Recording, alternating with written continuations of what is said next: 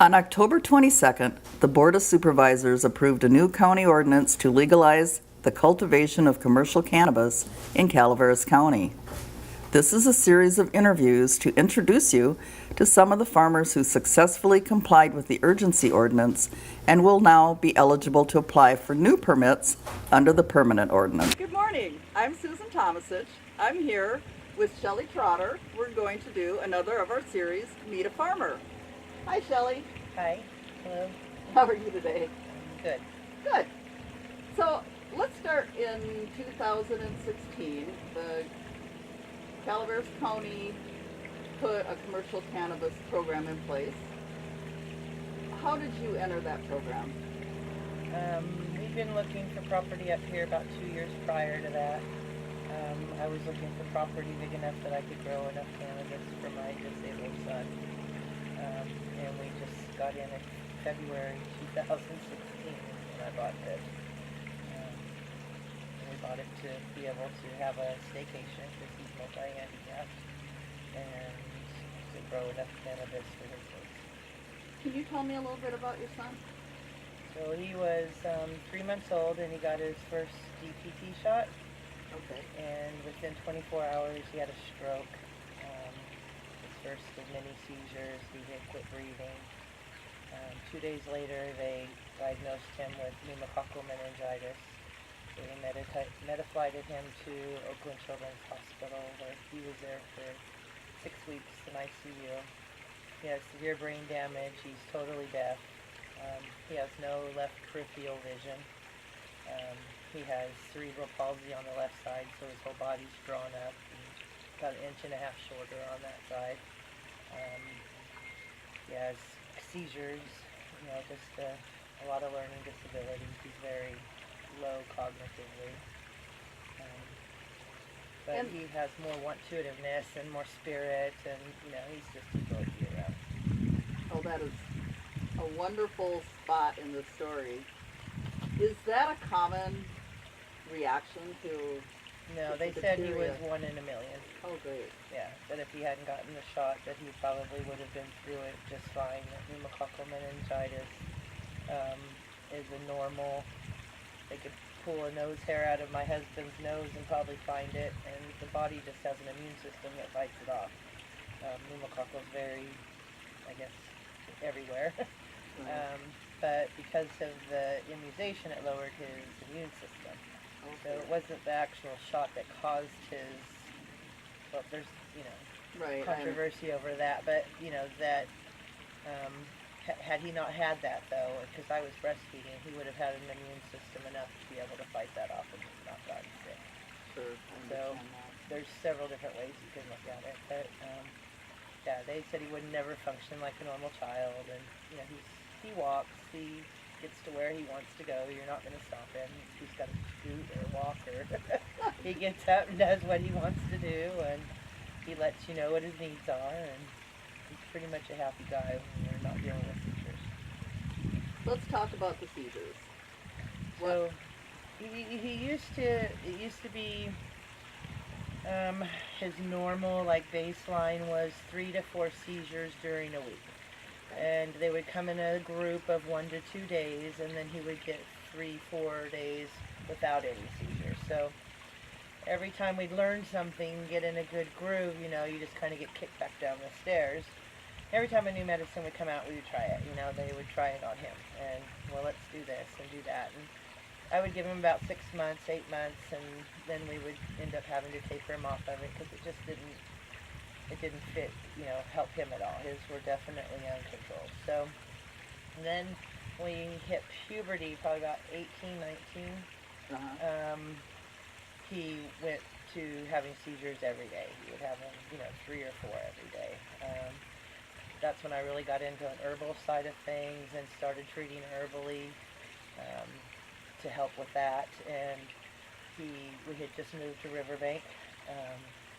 And I had saw, this was 2012, and I saw a interview with Sanjay Gupta on CNN, and it was about CBD, and one of the local parents was there, And so we drove all the way to Southern California to inquire about it, to see what it was about. And I met 5 different families that were from the Modesto area Oh my. that were down there doing the same thing. And it was just fascinating. There was 2 families that got up on the stage, and it brought more hope to that room than I had had in years, you know, for him. And it was just awesome. So that's kind of when our journey began.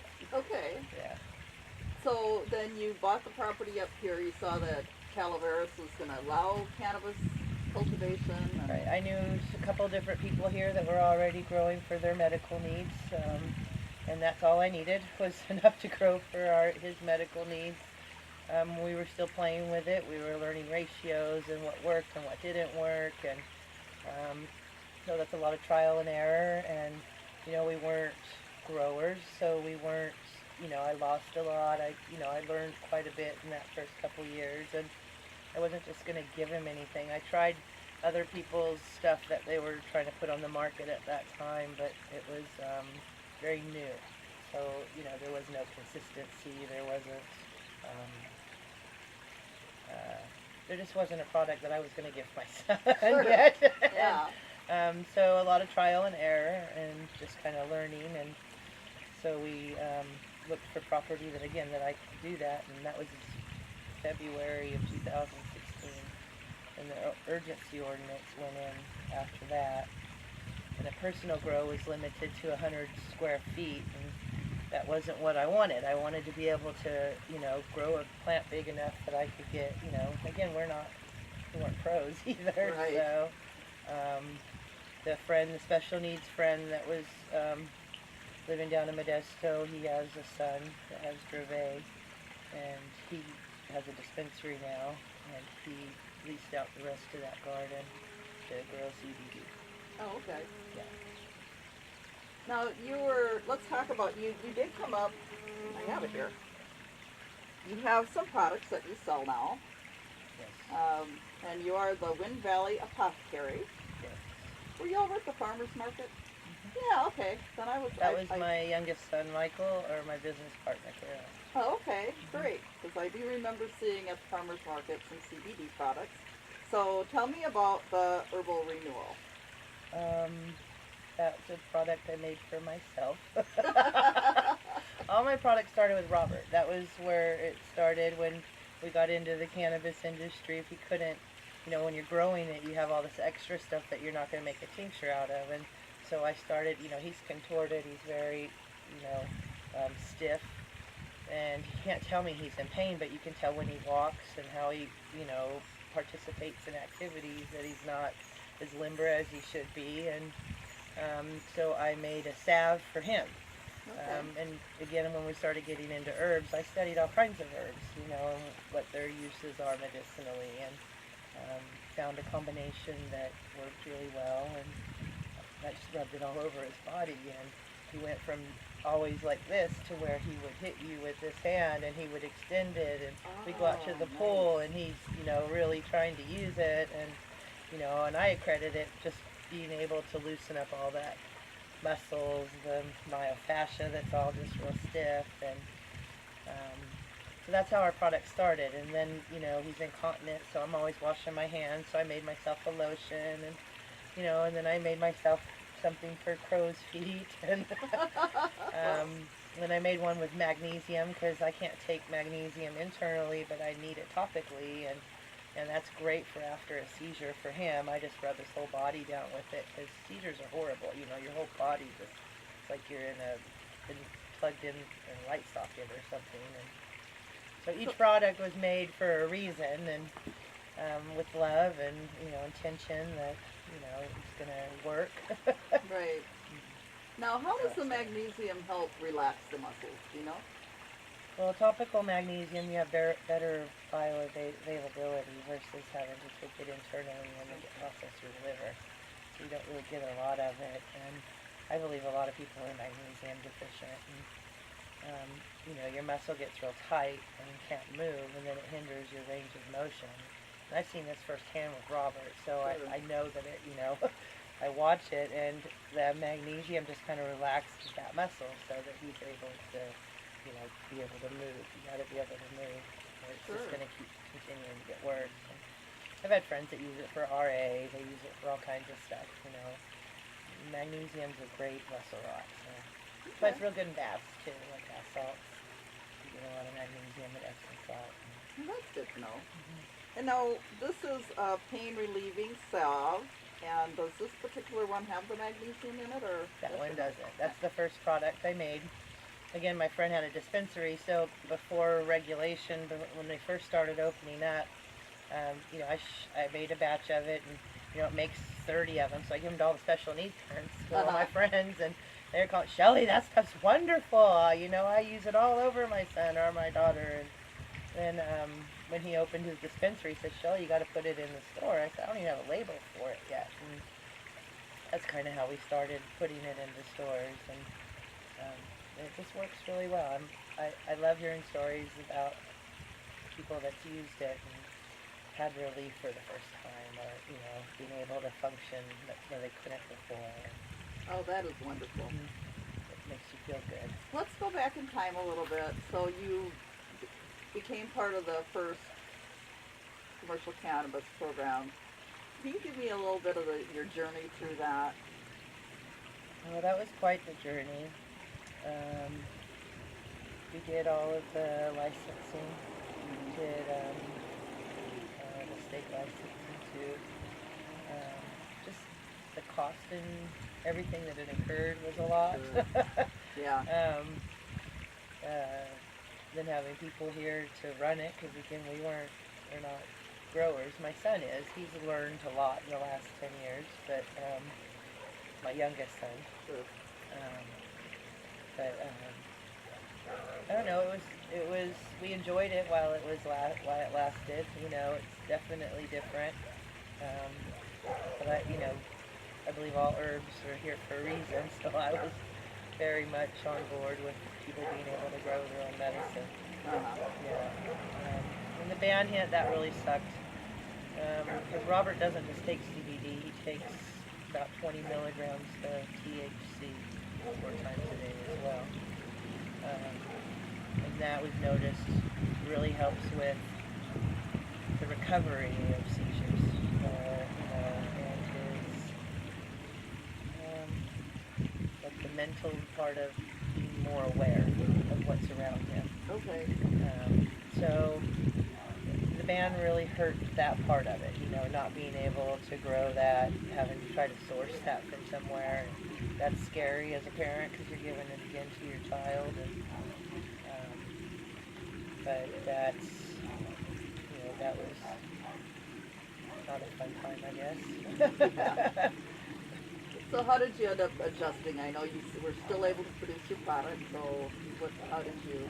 Well, we were able to do, we switched. This product here is made with hemp CBD.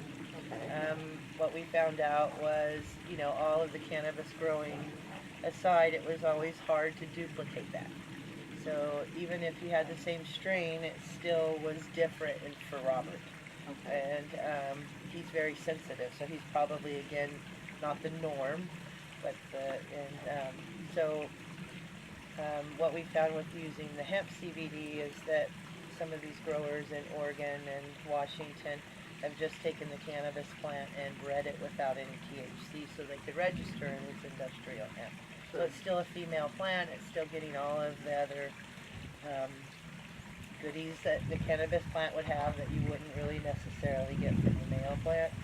And then with that distillate, I'm able to make a consistent product for him every single time.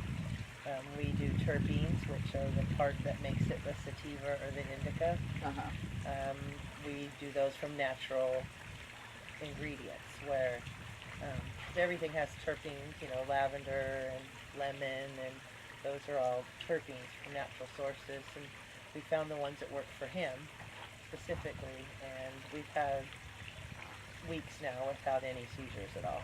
Oh, that's wonderful. Yeah, I'm looking forward to months because, when we first hit that first week, it was like, it's been a whole week since we've had any seizures. Oh my gosh. And then when we hit week 2, it's like, oh, woo! It's, and he's ready to go. He's trying to put on his shoes. It's like, it's time to do something. He feels good. And, so that's kind of where we are now. We're looking forward again to having those months of being seizure free. And I know they're coming. It's just a matter of time. You know, he's been on so many medications, just healing his body from that has been a chore as well. But, you know, all herbs are here for a reason, and we stick to it, so. So were you able to sell your license to somebody else? Have you just kind of retained that spot in the county lineup that says you could grow again if you wanted to? No, that's just not in our wheelhouse, you know. It's kind of what you know. Yeah. Now with the way it's set up, I'm able to grow enough for Robert, you know. Oh, good. We've had more experience now, you know, and 6 plants now. I can make a plant that's big enough that I lose it, you know, I have another one to replace it. Sure. You know? So that's okay for me. That works for us. So we sold our license. Great. Well, I'm glad that you were able to get some money back out of your license. It was, For all the money we put into it, yeah. Yeah. That was just, I don't think people really understand or understood how devastating that was for people. Not only the money that you put in, but your time and effort and heart and soul, just to have all of a sudden them go, whoop, sorry, we're changing the rules again. So, I mean, I bought this property specifically for that. I mean, if you really wanted to add up money, 'cause that's what I do as a bookkeeper. Sure. You know, I put $100,000 just on the property to start this whole thing. I don't know that I necessarily would have bought a property this large had I not had that intention. But, you know, you live and you learn every lesson, you know, you have to get through it, just like what we're going through now. absolutely. So there's light at the end of the tunnel. Some of the growers that are here now they're professional growers, you know, they've got it dialed in, they know what they're doing, and they're able to do that, you know. I don't have that kind of money, I don't have that kind of, you know, want-to-itiveness, honestly. That's, for lack of a better word, I stay in my wheelhouse and work with herbs, and trying to give Robert the best quality of life is my job. That's my number one priority, and I feel like we're doing that now. You know, we're definitely doing that. Well, that is wonderful. I'm glad you were able to navigate this crazy changing landscape to get to a point where you've got the ability to get the products you need so you can make the products for him that he needs. And Now so I'm able to share them with other people, which is nice too. I like that. absolutely. So you were telling me a little bit before. Now, where can we buy your products?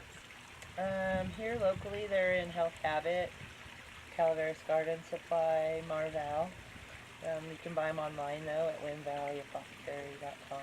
Okay. And then our local farmers markets were San Andreas, Murphy's, Angels Camp. That's right, because I saw you guys at the farmer's market last summer. Yeah. Yeah. We were hoping to bring Robert, but with COVID, you know, we didn't bring him. But hopefully this next time we'll be able to all go and enjoy it. He loves being out. He's, you know, thinks everybody's there to see him. That's okay. He's a very social guy. Oh, that is wonderful. Yeah. All right. We visited Wind Valley Apothecary at the farmer's market this year. Here's a short video clip of our visit there. Hi, I'm Carol. I'm part of Wind Valley Apothecary. We are based in Valley Springs, and we make natural herbal products. We specialize in products with CBD for health and beauty. And this is a sample of the products that we carry. We are at this farmer's market every Thursday, and Angels Camp Farmer's Market every Friday, and Murphy's Farmer's Market every other weekend. Great. And then do you have a stick and mortar as well? No, we have an online apothecary, www.windvalleyapothecary.com. Perfect. Well, thank you, Shelley. I really appreciate you taking the time today to talk to me and talk to everybody out there in TV land and share your story and Robert's story. It's a fascinating journey. It just amazes me how much you've been able to learn and take that learning and put it into a practical product. Well, thank you for including us. I enjoy what I do, you know. I definitely enjoy, again, hearing the stories of people that use it and find relief, you know. And when I hear it from them, then I know that it's helping Robert. He can't tell me, but I can see it. You know? Sure. Well, that is absolutely wonderful. Well, thank you again, and good luck in your journey forward. Awesome. Thank you so much.